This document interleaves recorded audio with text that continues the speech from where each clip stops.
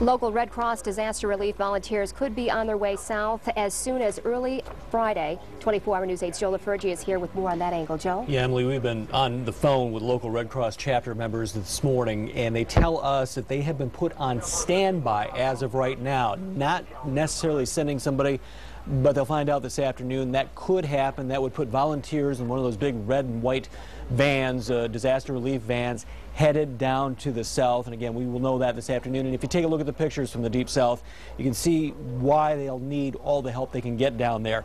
Now, where the local volunteers will go and how long they'll be there, that isn't known. They generally stay about 3 weeks, and again, they should know this afternoon if in fact they will deploy that crew down to the south, and likely would leave tomorrow. We are staying in contact with the Red Cross. We'll let you know when that final decision is made. Meantime, of course, it costs a lot of money to help support crews through these disasters, to help get the help where they need. Red Cross says if you really want to help out, they would appreciate a check. We have all the contact information at woodtv.com. From the live desk, Joe LaFergie, 24-hour News 8. All right, thank you, Joe. And we're in the 24-hour tracking center right now, where we've been watching the weather reports come in that have been tracking all across the entire country here. Matt Kirkwood has been keeping a close eye on it, and this has been a devastating day, a historical day in a lot of ways. Yeah, yesterday was prolific, no doubt about it, and this is the type of history you don't want to be setting. This is the event. Behind me, you can see the storm reports all the way up to New York, or upstate New York, right down the spine of the Appalachians, and especially into the deep south, just north of the Gulf of Mexico. And really the heart of it, at least as far as the tornadoes are concerned, right through Mississippi, also through northern central Alabama, stretching through northwest Georgia. That's where most of the fatalities have been.